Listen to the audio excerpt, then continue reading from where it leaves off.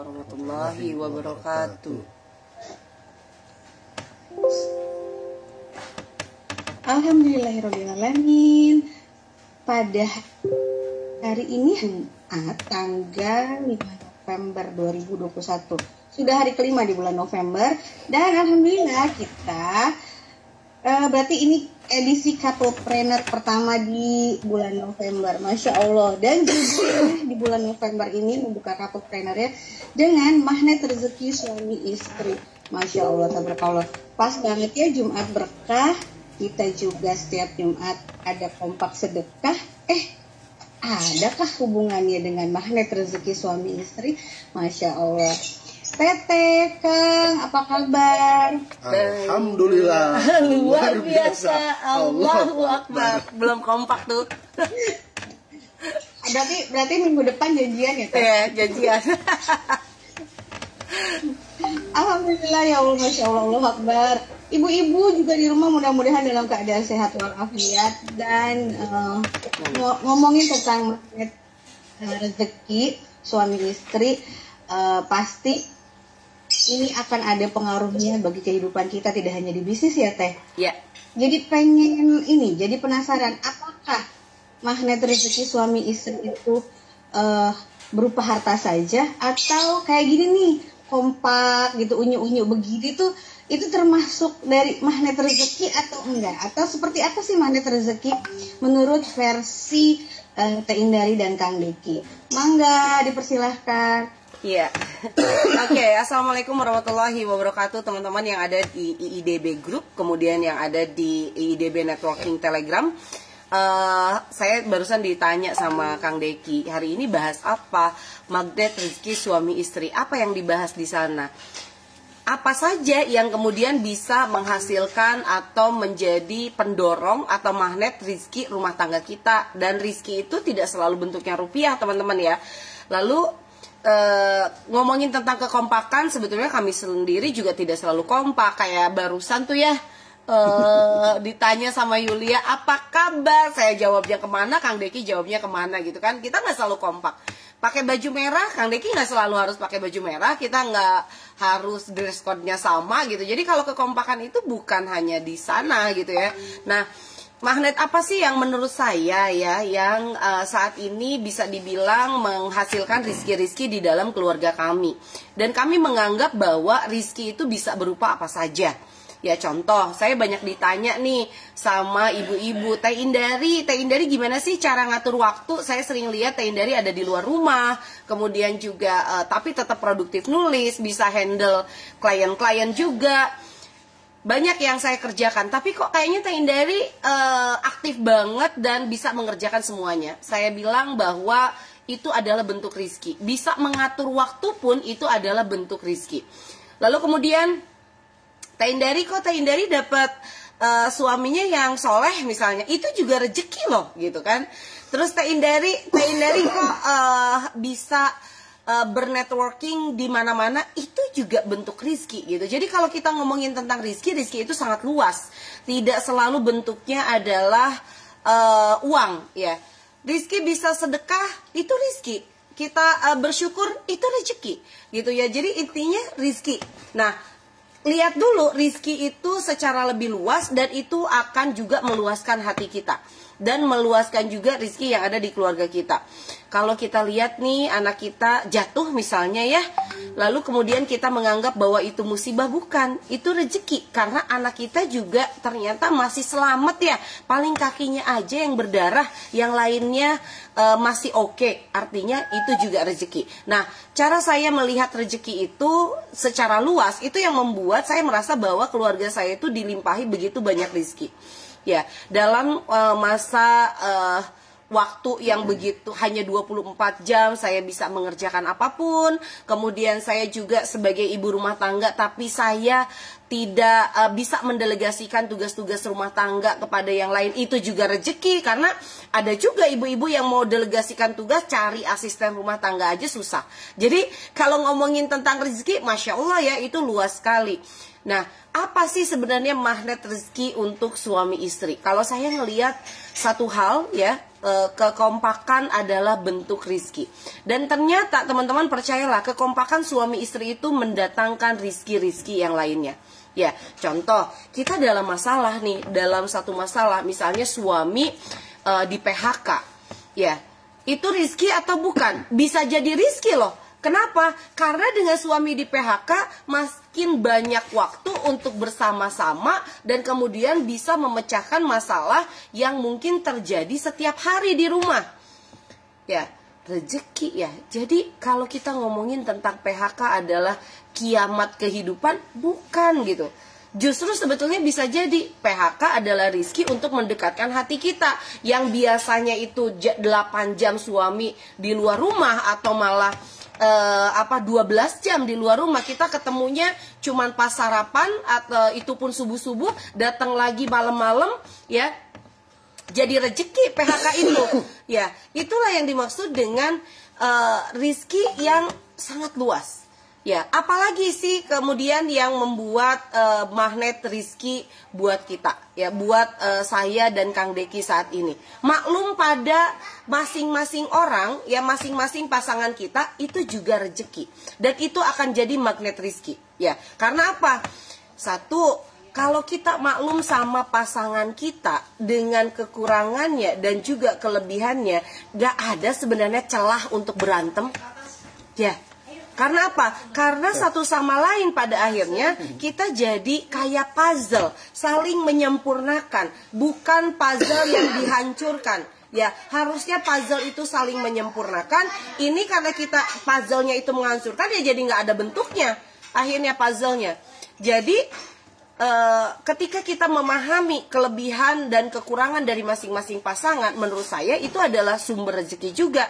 Ya, jadi lebih kompak, ya, jadi kemudian lebih bisa berdiskusi, bisa memaklumi, dan ternyata dengan hal-hal seperti itu, ya itulah magnet rizki buat kita. Ya, rizki yang paling terbaik kemudian didapatkan adalah ketika anak-anak kita kemudian mengikuti apa yang dilakukan oleh orang tuanya. Ya.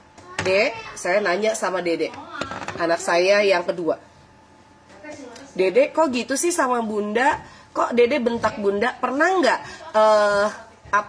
Dedek lihat ayah bentak bunda? Enggak sih bun. Terus kenapa Dedek bentak bunda? Nggak tahu ya bun, ya tiba-tiba aku bentak bunda. Maaf ya bun, maaf ya. Rezeki nggak itu? Rezeki. Karena yang dia lihat adalah role model. Ketika kita memiliki pasangan atau masing-masing pasangan ini saling memaklumi, maka akan menjadi role model anak kita.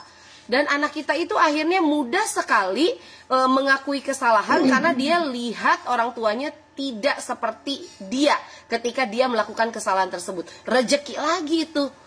Ya, dan pada akhirnya suami istri memang benar-benar menjadi sumber daripada rezeki, apapun bentuk rezekinya. Kalau misalnya rezeki itu pun Anda melihatnya dalam bentuk uang, maka uang akan datang ke dalam rumah kita ketika suami dan istri itu sudah kompak, saling bersinergi, kemudian juga tidak harmonis ya kalau saya bilang ya. Walaupun harmonis itu tidak berarti bahwa nggak ada pertengkaran sama sekali gitu. Tapi uang itu bonus kemudian setelah kita rajin ngobrol. Ya, kira-kira bagus gak ya kalau aku bikin kayak begini ya, bagus gak ya? Atau suamiku nanya, bun bagus gak kalau aku bikin kayak begini? Karena dari diskusi, brainstorming terus, muncul ide baru. Setelah muncul ide baru, akhirnya jadi langkah baru. Akhirnya tiba-tiba itu menghasilkan. Kalau memang kita lihatnya di uang ya, maka kemudian uang itu adalah bonus dari kekompakannya suami istri. Ya. Jadi kekompakan suami istri, harmonisnya suami istri, rumah yang bahagia, itu akhirnya mendatangkan rizki-rizki lain yang mungkin kita harapkan. Ya. Tapi kita lihat dulu ya, sebenarnya kata Kang Deki, apa sih sumber daripada rizki suami istri itu, atau magnet rizki suami istri? Suka ada yang beda sebenarnya saya sama Kang Deki itu, tapi nggak apa-apa ya, kita menyatukan antara dua orang tapi kita tetap sinergi satu sama lain. Silakan Kang Deki. Ya. Ya. Saya setuju apa yang dikatakan Teteh. Sekian dan terima kasih. Kamu baik. Oke, Kang, silakan. Bismillahirrahmanirrahim. Assalamualaikum warahmatullahi wabarakatuh. Innal hamdalillah nahmaduhu wa nasta'inuhu wa nastaghfiruh wa na'udzu billahi min syururi anfusina wa min sayyiati a'malina. May yahdihillahu fala mudilla lahu wa may yudlilhu fala hadiyalah. Asyhadu an la ilaha illallah wahdahu la syarikalah wa asyhadu anna Muhammadan abduhu wa rasuluh. Amma ba'du. Rabbi shrah li sadri wa yassir li amri wahlul 'uqdatam min lisani yafqahu qawli. Ya. Tadi benar memang apa yang dikatakan Teteh, menurut saya juga setuju. Jadi kalau dalam rumah tangga suami istri, temanya magnet rezeki suami istri, yang pertama harus dilakukan menurut saya adalah pemahaman konsep rezeki yang benar dulu. Karena selama ini dan banyak terjadi di lingkungan kita sendiri, bahwa kita terkungkung dengan yang namanya rezeki itu hanya terbatas pada penghasilan, uang, omset. Ini yang harus diluruskan dulu, bahwa rezeki yang Allah berikan kepada kita itu bukan hanya uang. Kalau hanya dalam bentuk harta, betapa sempit pemikiran kita, pemahaman kita tentang konsep rezeki ini. Rezeki bisa dalam bentuk apa saja. Tadi sudah disebutkan banyak contohnya sama Teteh. Nah, ini yang harus benar-benar disadari dan dipahami oleh kita semua, bahwa rezeki itu tidak hanya dalam bentuk harta. Karena kalau rezeki hanya dalam bentuk harta, nantinya kita bisa terpenjara. Kita hanya fokus untuk mencari harta, dan kita hanya akan bisa bahagia kalau kita mendapatkan harta. Gitu. Kebahagiaan hanya diukur dengan itu saja. Padahal rezeki itu Allah tebarkan di muka bumi tiada hentinya melalui berbagai cara. Nah, bagaimana caranya supaya rezeki dalam rumah tangga, terutama suami istri ini, bisa terus mengalir? Nah, kalau saya yang menerapkan konsep di rumah tangga, di keluarga saya, yang pertama adalah memperbanyak rasa syukurnya dulu. Lain syakartum la azidanakum wala in kafartum inna adzabi lasyadid. Kata Allah begitu. Jika engkau bersyukur, maka aku tambah nikmatnya. Tapi jika engkau kufur, siksa Allah itu sangat pedih. Jadi bersyukurlah selalu dengan apa yang diterima. Karena apapun yang terjadi sama kita, sudah pasti itu adalah takdir terbaik buat kita dari Allah. Nah, kalau sudah Allah yang memilihkan, sudah pasti itu yang terbaik. Hanya saja secara nafsu manusia kita, terkadang kita membanding-bandingkannya dengan apa yang kita inginkan, bukan dengan apa yang kita butuhkan. Sehingga apa yang kita dapat hari ini seolah-olah itu tuh kurang atau bahkan tidak berarti bagi kehidupan kita. Padahal apapun yang terjadi, seharusnya yang dilakukan kita adalah bersyukur dulu. Bahkan ketika kita bangun tidur saja di dini hari tadi, jam 3 misalkan atau setengah 4, kita membuka mata, itu sudah rezeki.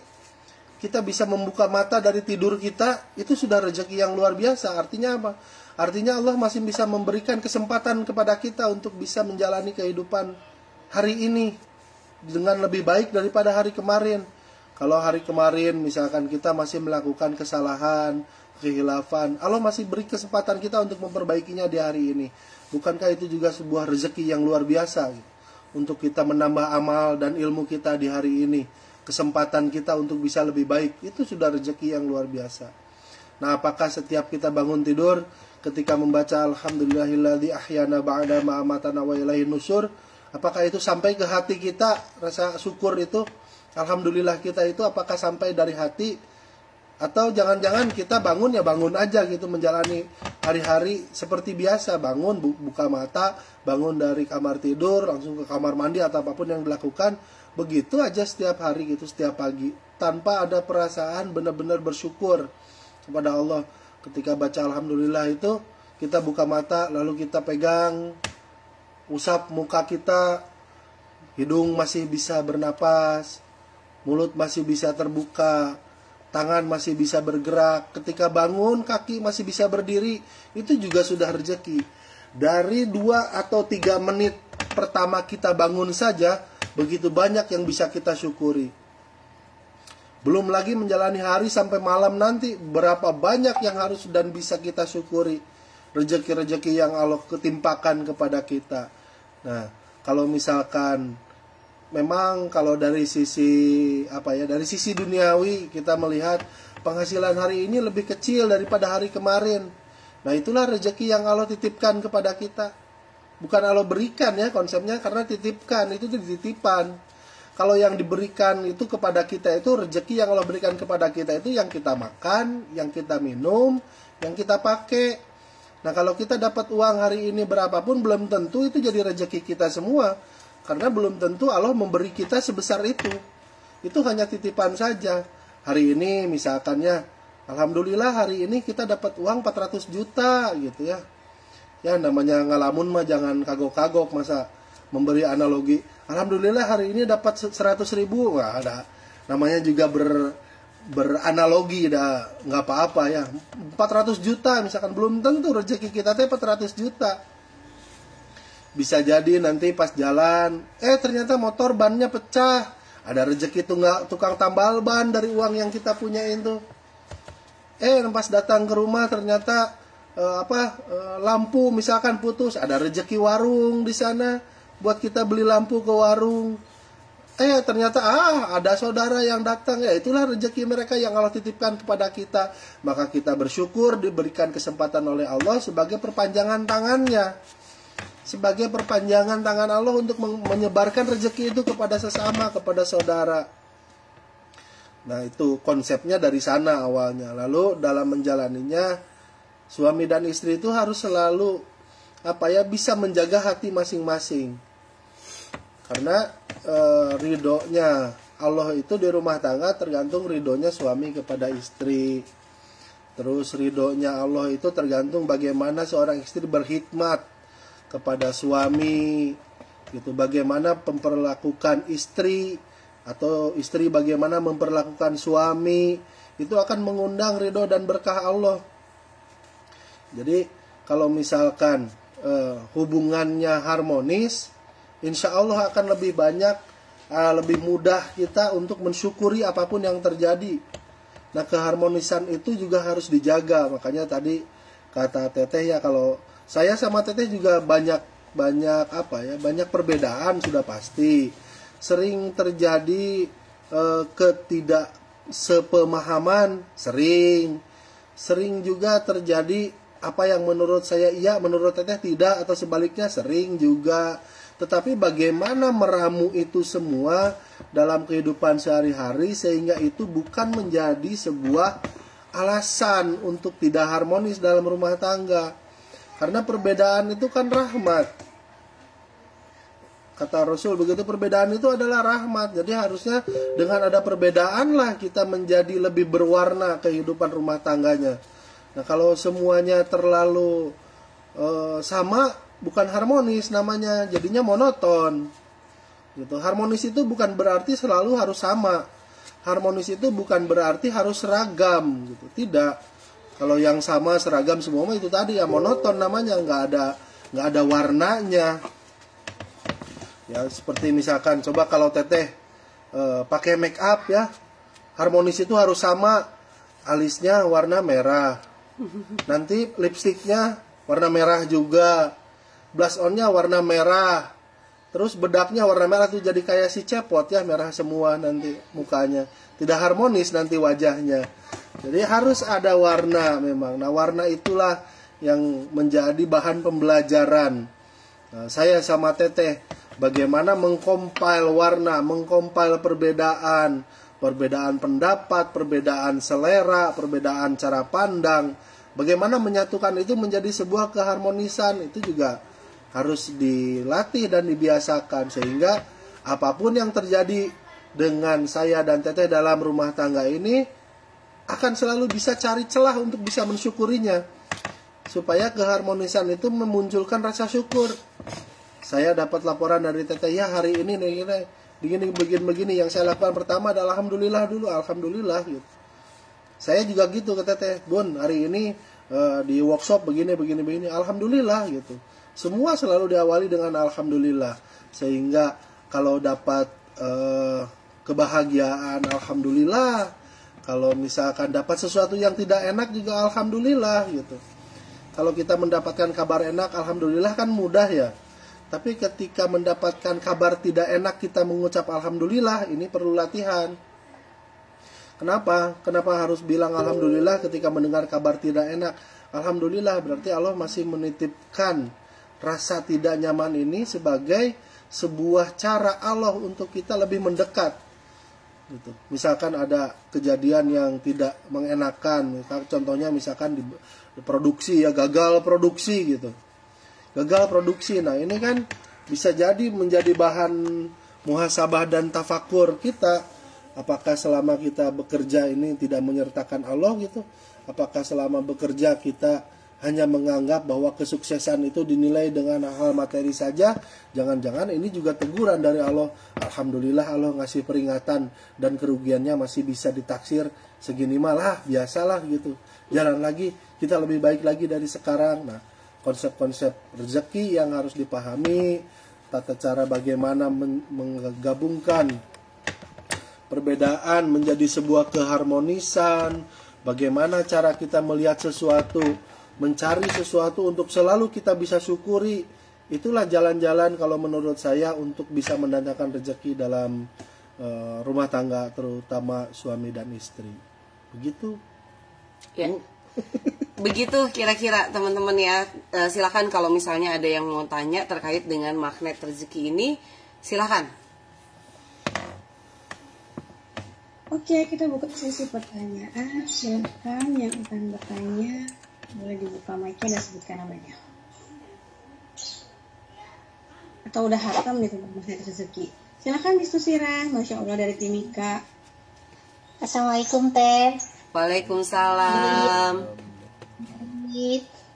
Kang Deki, terima kasih kesempatan. Maaf agak terlambat ini tadi. Ini Teh, saya mau pengen dicerahkan lagi mengenai ketika menerima ketidakbaikan pun kita alhamdulillah. Nanti kita mempunyai kesiapan dari mental kita Teh. Bagaimana sih Teh ilmu yang harus kita miliki untuk itu Teh? Soalnya memang tidak mudah mensyukuri atau berucap alhamdulillah sekalipun ketika kita bisa mendapatkan musibah. Terima kasih Teh. Oke, sama-sama. Ini ayah dulu yang jawab. Kayaknya ayah deh yang banyak ngajarin saya sebetulnya. Ya, tadi ya yang terakhir saya sampaikan juga ketika mendapat ketidakenakan bagaimana caranya bisa bersyukur. Nah ini kan konsep awalnya adalah kita harus selalu berhusnuzon kepada Allah. Kan kita diajarinnya begitu ya sejak kecil ya. Harus selalu berhusnuzon kepada Allah, selalu berprasangka baik kepada Allah. Apa yang Allah timpakan kepada kita itu pasti itu yang terbaik. Begitu jadi awalnya. Kita harus yakin dulu apa yang terjadi kepada kita ini pasti yang terjadi. Ini yang terbaik. Qadarullah wa ma syafa'a ya. Apa yang terjadi pasti yang terbaik menurut Allah. Jangan kita mencari-cari yang terbaik menurut Allah, tapi kok menurut saya ini tidak enak, ini tidak baik. Nah, di sana kita nanti harus mendapatkan hikmah. Makanya ada salah satunya ilmu hikmah itu di sana. Kita harus mendapatkan hikmah dari kejadian-kejadian yang tidak mengenakan itu. Yang pertama itu husnuzon kepada Allah. Pasti ini yang terbaik menurut Allah untuk kita. Yang selanjutnya kita juga harus menyadari bahwa dalam kehidupan ini tidak mungkin enak terus. Tidak mungkin baik terus. Pasti kita akan bertemu dengan sesuatu yang tidak mengenakan, tidak menyenangkan. Siap atau tidak siap, hal itu pasti datang kepada kita untuk menghampiri kehidupan kita. Jadi apapun yang terjadi, ya inilah episodenya yang harus kita lalui, ketidakenakan ini, rasa tidak menyenangkan ini. Nah kalau kita sudah bisa sadar ke sana, yang selanjutnya step ketiga kalau menurut saya adalah berdoalah kepada Allah, mudah-mudahan apa yang tidak enak, tidak menyenangkan ini menjadi kafarat buat kita, menjadi penggugur dosa-dosa kita. Dengan begitu kita akan lapang hatinya. Jadi kita tidak akan fokus kepada ketidakenakan atau hal tidak menyenangkan, tetapi yang kita lihat adalah jauh lebih besar dari itu. Ya, yang pertama kita harus husnuzon kepada Allah. Yang kedua, kita harus siap karena hidup ini pasti ada enak dan tidak enak. Yang ketiga, berdoa kepada Allah mudah-mudahan yang tidak mengenakan ini menjadi kafarat, menjadi penggugur dosa-dosa kita. Itu kalau menurut saya, Bu. Ya. Jadi kalau lagi ngerasa nggak enak, kita harus percaya bahwa nggak enak itu versinya kita. Sebenarnya Allah sudah menyiapkan makna di balik nggak enaknya ini. Saya pernah sharing juga kepada teman-teman bahwa kalau masalah itu harus diterima. Kita terima dulu masalah itu. Ya, kalau kita menerima masalah, bukan menolak masalah, pada akhirnya kita akan belajar untuk bersyukur. Oh, oke, saya dapat masalah, alhamdulillah. Lalu kemudian dengan kita menerima, kita lebih ringan untuk mencari solusinya dibandingkan kita berusaha untuk menolak masalah itu sepenuh hati. Yang terjadi adalah stres. Jadi terima masalah itu sebagai salah satu ya hal atau pasti ada makna di dalamnya, kayak gitu. Oke, Teh. Iya. Oke. Sama-sama. Oke, ada pertanyaan nih dari Mbak Astri. Assalamualaikum, terima kasih kesempatan sharingnya. Konsep untuk menarik magnet rezeki itu harus harmonis. Misalnya salah satu dari pasangan kita punya luka di masa lalu, yang akhirnya seringkali ada salah paham yang berujung cekcok. Kata orang Sunda mah awet rajet. Bagaimana solusinya? Nah, ada luka di masa lalu. Luka, maksudnya luka sakit hati mungkin ya maksudnya. Ya harus harmonis. Kalau memang sudah pernah terluka hatinya, salah satu pasangan terluka hatinya, itu pasti membekas gitu. Nah ini kan perlu apa ya? Perlu ekstra legowo gitu. Legowo itu apa? Kebesaran hati dari pihak yang pernah terluka ini. Maksudnya ataupun ketika, yang melukai mungkin. Bukan. Ya, maksudnya begini, ketika yang pertama dilakukan kan yang harus diobati pertama yang lukanya dulu, bukan yang melukai. Yang melukai mah mungkin tidak terlalu, lukanya tidak terlalu dalam gitu. Yang lebih dalam itu kan yang dilukainya. Nah, konsep pelaku dan korbannya pasti yang akan lebih menderita. Nah, korbannya jadinya nyebut korban, bukan korban. Pihak yang dilukai ini yang pertama harus dilakukan bagaimana caranya supaya hatinya menjadi lebih lapang dulu. Sama seperti yang tadi. Pertama, husnuzon sama Allah. Yang kedua, siap lagi kalau menemukan sesuatu yang tidak enak. Yang ketiga, yang dilakukan adalah berdoa, mudah-mudahan itu jadi kafarat. Sama konsepnya seperti itu. Nah, kalau sudah nyampe ke sana, yang dilakukan adalah kalau menurut saya, ini harus ada benar-benar curhat securhat-curhatnya. Jadi sesama pasangan itu tidak boleh ada batas kalau mau curhat apapun gitu. Kalau pernah terluka, memaafkan mungkin iya, tapi tidak melupakan itu sudah pasti. Ya, memaafkan mungkin bisa, tapi tidak melupakan. Lantas jangan juga dijadikan kalau misalkan sudah islah, satu pihak yang melakukan kesalahan sudah meminta maaf dan menyadari kesalahannya dan berjanji tidak mengulanginya, itu bagian dari taubat.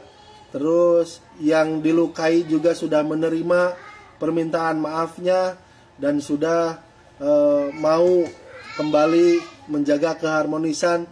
Kalau sudah ada islah seperti itu, jangan dijadikan alasan ketika suatu saat menemukan masalah apapun, jangan diungkit-ungkit lagi. Jangan diungkit-ungkit lagi. Dan biasanya ya ibu-ibu perempuan ini kan ingatannya sangat panjang. Kejadian 4-5 tahun lalu sudah dilewati, sudah menjalani kehidupan seperti biasa, tiba-tiba ketemu masalah, lalu diungkit-ungkit lagi gitu. Padahal misalkan suaminya mah sudah melupakan, bukan sudah melupakan, sudah menganggap itu tidak akan terulang lagi dan tidak mau mengulanginya lagi, sudah minta maaf, sudah merupakan sebuah kehilafan. Tapi ketika diungkit-ungkit malah jadi bikin suaminya emosi, malah jadi bikin kesal sebetulnya, Maya.